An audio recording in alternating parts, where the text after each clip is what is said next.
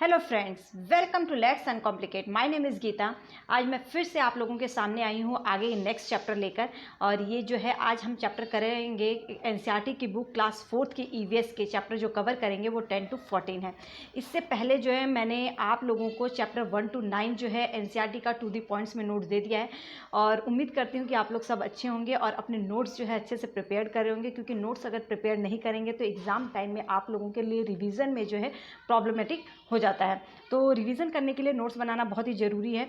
Video देखें, एक दो बार देख लें, इससे क्या होगा कि आप लोगों को चीज़ें लर्न हो जाएंगी। लेकिन अपना नोट्स ज़रूर आप प्रिपेयर कीजिए अगर आप अपना सीटेट का एग्ज़ाम क्लियर करना चाहते हैं तो चलिए हम आगे बढ़ते हैं। और मैं उम्मीद कर रही हूँ कि आप लोग अच्छे से प्रिपेयर जो है अपना कर रहे होंगे। तो आज जो हम चैप्टर कवर करेंगे वो हम कौन सा चैप्टर कवर करेंगे, तो वो है चैप्टर 10 to 14। कौन सा चैप्टर 10 to 14 लेंगे और बहुत ही अच्छे से टू द पॉइंट्स में क्लियर करूँगी मैं। और आप थोड़ा सा ध्यान दीजिएगा, कंसंट्रेशन के साथ करेंगे तो इतना बहुत ही मुश्किल नहीं है।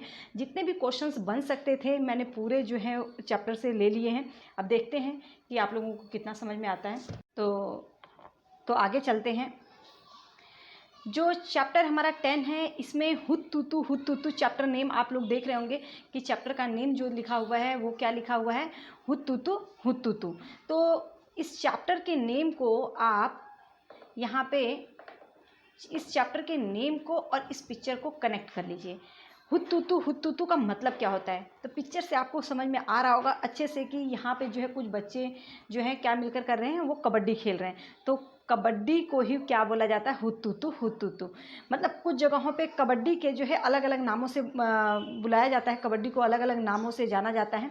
तो कई बार एग्ज़ाम में पूछा जाता है कि इसके कई नाम दे दिए जाते हैं, इसमें से कौन सा कबड्डी का नाम नहीं है, और सब मिलते जुलते ही हैं। तो थोड़ा सा ध्यान से देखिए, कबड्डी को एक तो हुत्तुतु बोला जाता है, एक बोला जाता है चेडू गुडू, हुत्तुतु, हाडूडू भी बोला जाता है, छुक किट भी बोला जाता है। क्या बोला जाता है, छुक किट।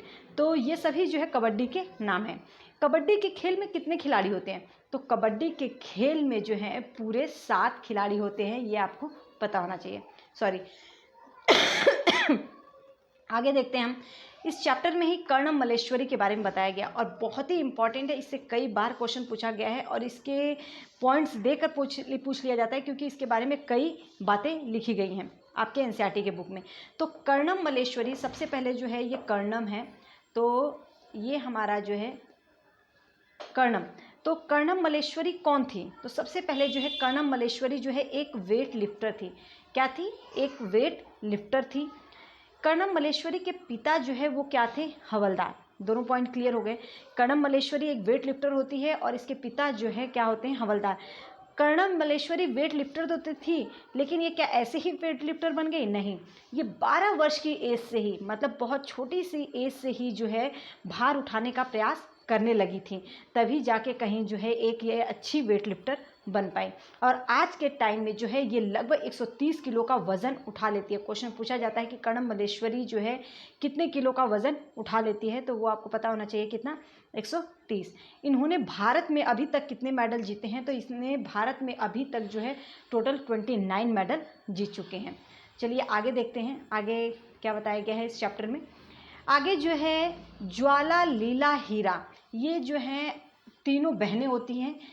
ज्वाला लीला हीरा जो है ये तीनों बहनें होती हैं और तीनों ही कबड्डी में बहुत ही माहिर होती हैं। ये तीनों बहनें कौन सा खेल खेलती हैं, कबड्डी।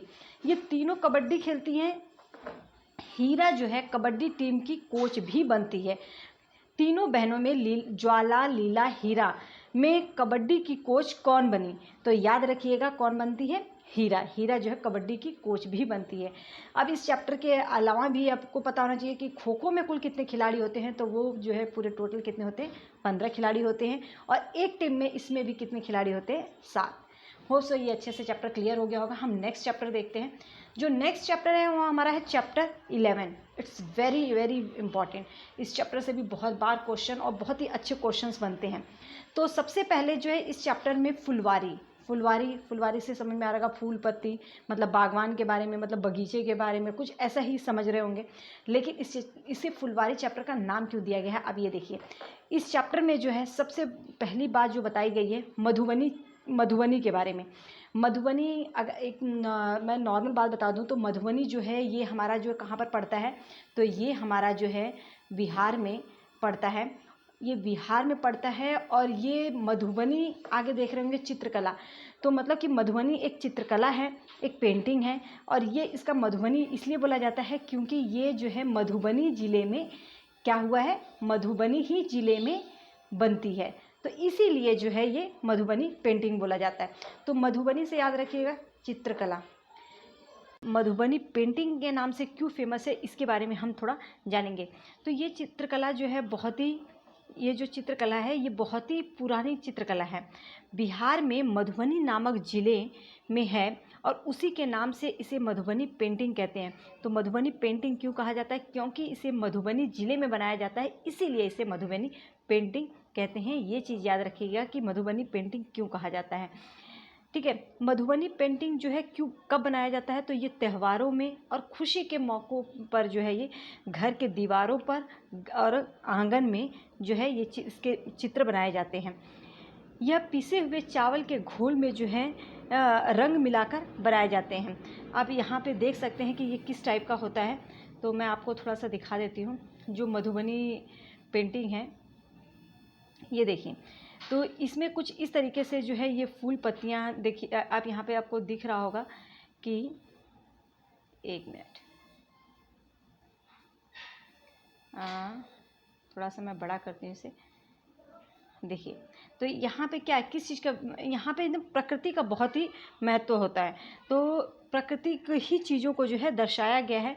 तो यहाँ पे आप देख सकते हैं बर्ड है, किस तरीके से यहाँ पे जो है ये बर्ड है। और फिर उसके बाद आप यहाँ पे फूल पत्ती देख सकते हैं और यहाँ पे देख रहे हैं हाथी का चित्र है। तो जो प्रकृति को है, इसका मेन जो उद्देश्य है ये प्रकृति को दर्शाना। और ये जो है खास कर जो है, एक मिनट, इसको कुछ गड़बड़ हो गया, देखते हैं। हाँ, खास कर जो है ये पीसे हुए चावल में जो है रंग मिलाकर जो है ये बनाई जाती है। ठीक है, आगे देखते हैं कि इसमें और क्या बताया गया है। तो ये कुछ पॉइंट्स हैं, बहुत ही इंपॉर्टेंट है, इनको आप नोट डाउन कीजिएगा। इन रंगों को बनाने के लिए किसका, वो भी नेचुरल ही चीज़ों का जो है इसमें प्रयोग करते हैं। तो कौन कौन से, हल्दी, इन रंगों को बनाने के लिए हल्दी का इस्तेमाल किया जाता है। फूल का, पेड़ों के रंग मिलाकर जो है ये बनाए जाते हैं। नेचुरल मतलब प्रकृति का बहुत ही महत्व है। पेंटिंग में भी प्रकृति को उतारा गया है और जो रंग का प्रयोग किया जाता है वो भी प्राकृतिक ही होते हैं। इस पेंटिंग में इंसान आपको देखने को मिलेंगे, जानवर, पेड़, फूल, पंछी, मछलियाँ, अन्य मतलब जितने भी प्रकृति जीव जंतु हैं उन्हीं के साथ जो है ये बनाए जाते हैं। ठीक है, और एक बहुत ही इम्पॉर्टेंट पॉइंट है इसी चैप्टर में, इत्र के लिए जो है सबसे प्रसिद्ध शहर जो है वो क्या है, कन्नौज। कन्नौज कहाँ पे पड़ता है, उत्तर प्रदेश में। तो याद रखिएगा जो कन्नौज है वो इत्र के लिए फेमस है। किसके लिए, तो कन्नौज जो है ये इत्र के लिए फेमस है। इसे बहुत ही इम्पॉर्टेंट है, कई बार पूछा गया है। ठीक है, फूलों की घाटी किसको कहा जाता है, तो फूलों की घाटी जो है उत्तराखंड को कहा जाता है। गोदावरी और जीनिया के फूलों के रंगों से जो है कपड़े रंगे जाते हैं। किन फूलों के रंगों से कपड़े रंगे जाते हैं, तो बहुत सारे ऑप्शन देंगे, उसमें आपको याद रखना पड़ेगा कि गोदावरी और जीनिया के जो है फूलों के रंगों से कपड़े रंगे जाते हैं। अब कुछ फूलों को खाते भी हैं, और कहाँ पर खाते हैं और कौन से फूल को खाते हैं ये हम देख लेते हैं, ये भी बहुत ही इम्पॉर्टेंट है। तो ये देखिए आप, सबसे पहले कचनार के फूल की सब्जी बनाई जाती है कहाँ पर, उत्तर प्रदेश में। तो उत्तर प्रदेश में जो है कौन से फूल की सब्जी बनाई जाती है, वो है कचनार। केले के फूल की सब्जी केरल कहाँ पर होता है, केरला में। तो केरल में जो है केले के फूल की सब्जी बनाई जाती है।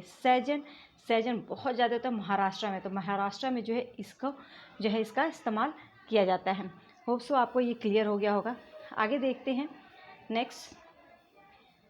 तो जो नेक्स्ट चैप्टर है वो हमारा है चैप्टर कैसे कैसे बदले घर। अब इसमें देखिए, इसमें घरों को आप सब लोग जानते हैं कि पहले घर जो है मिट्टी के हुआ करते थे। धीरे धीरे घर जो है उन्हीं मिट्टी के घरों को जो है ईंट पत्थर मिट्टी को ही लगाकर ईंट पत्थर लगाकर जो उसे थोड़ा सा पक्का बनाया गया। फिर सीमेंट आया, फिर बहुमंजिला इमारतें बनने लगी और फैमिली भी डे बाय डे, पहले जॉइंट फैमिली रहती थी, फिर उसके बाद जो है न्यूक्लियर फैमिली होने लगी। इस तरीके से जो है बदलाव होता चला गया। तो कैसे कैसे बदले घर, इसमें जो है चैप्टर में सबसे पहले एक जगह का जिक्र किया गया है, गाजी खाना, और ये पूछा भी जाता है। तो गाजी खाना कहाँ पर है, तो गाजी खाना याद रखिएगा, गाजी खाना कहाँ पर है, तो ये है पाकिस्तान में। कहाँ पर है, पाकिस्तान में।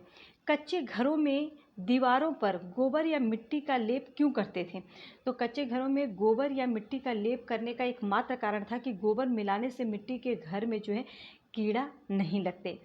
तो याद रखिएगा, लकड़ी की छत में दीमक ना लगे इसके लिए लोग क्या इस्तेमाल करते थे, तो नीम और कीकर की लकड़ियाँ लगा देने से जो है छत में जो है लकड़ी की छत में दीमक नहीं लगती थी। कौन सी लकड़ी, किस चीज़ की लकड़ी, नीम और कीकर की लकड़ी, बहुत ही इम्पॉर्टेंट है।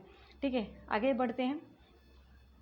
तो नेक्स्ट आगे जो है हमारा चैप्टर 13 चैप्टर में जो है पहाड़ों से समुद्र तक। अब इसमें देखते हैं कि इस चैप्टर में जो है क्या बताया गया है। तो इस चैप्टर में सबसे इम्पॉर्टेंट चीज़ बताया गया है कि तालाब व झीलों का पानी गंदा होने का क्या कारण है। नॉर्मल सी बात है, आप सभी लोगों को पता है कि इंसान ही गंदे करते हैं। तो इंसान के कौन कौन से ऐसे काम हैं, नदी के किनारे बसे हुए कुछ लोग होते हैं जिसके कारण जो है पानी का अलग अलग तरह से वो जो है प्रयोग करते हैं, जैसे कपड़ा धोना, जानवरों को नहलाना, बर्तन धोना। तो इन्हीं कारण से पानी जो है गंदा होता है। अब पानी को साफ़ करने का उपाय क्या है, वैसे तो आप लोगों को ये इजी लग रहा होगा, लेकिन छोटे बच्चों के हिसाब से ये बहुत ही हार्ड होता है और हमें उनको पॉइंट ऑफ मतलब अपने माइंड में रखकर जो है इन सब चीज़ों को पढ़ाना है। तो ये सब चीज़ें हमें पता होनी चाहिए। तो पानी को साफ़ करने का एकमात्र उपाय जो है हम सब जानते हैं, पानी को उबालना है। ठीक है, नेक्स्ट चैप्टर जो देखते हैं। नेक्स्ट चैप्टर जो है हमारा चैप्टर 14 है, बसवा का खेत। और इस चैप्टर में भी दो तीन चीज़ें जो कही गई हैं वो हम देख लेते हैं। तो सबसे पहले जो है वेलवानिका गांव कहाँ पर है, तो वेलवानिका जो गांव है वो हमारा है कहाँ पर, कर्नाटक में, ये याद रखिएगा। घूंटी का प्रयोग मिट्टी को क्या करने के लिए किया जाता था, मतलब यह तो आपसे पूछ सकता है कि मिट्टी को नरम करने के लिए कर्नाटक शहर में किस शब्द का प्रयोग किया जाता है, या तो ये भी पूछ सकते हैं मिट्टी को नरम करने के लिए किसका प्रयोग किया जाता है। तो कुदाल दिया होगा तो ठीक है, नहीं तो घूंटी का जो है प्रयोग किया जाता था। और घूंटी किसको कहा जाता है, कुदाल को। बाकी जगहों पे कुदाल, लेकिन जो है हमारा दक्षिण भारत में कर्नाटक शहर में जो है इसे घूंटी बोला जाता है। कुरिगे जो है किसको कहा जाता है, तो कुरिगे जो है ये हल को कहते हैं। और एक इलिगे होता है, इलिगे इसमें मैंने लिखा नहीं है, शायद मैं भूल गई होंगी, लेकिन है इलिगे, पूछा भी गया है। इलिगे का मतलब क्या होता है, इलिगे किस शब्द किसके लिए इस्तेमाल किया जाता है, तो दक्षिण भारत में जो है इलिगे वो प्रयोग किया जाता है किसके लिए, हंसिया के लिए। किसके लिए, हंसिया के लिए। होप सो अच्छे से क्लियर हो गया होगा ये चैप्टर। मैं उम्मीद करती हूँ कि आपने अगर नोट्स अपने बनाना शुरू नहीं किया है तो पीछे के वीडियोस जो हैं पार्ट 1, 2, 3 उसमें चैप्टर 1 to 9 तक कवर हो चुका है। आज हमने जो लिया था वो हमने जो है 10 to 14 चैप्टर लिया था। तो उम्मीद करती हूँ कि आप इन सब के नोट्स अच्छे से प्रिपेयर्ड कर लेंगे और अच्छे से तैयारी करेंगे और मेहनत के साथ कीजिएगा, कंसंट्रेशन के साथ कीजिएगा। मैं बार बार कहती हूँ, अगर आप पढ़ रहे हैं तो कुछ भी कंसंट्रेशन के साथ कीजिए ताकि इस बार का अपना CTET का एग्ज़ाम आप निकाल सकें। All the best. चलते हैं।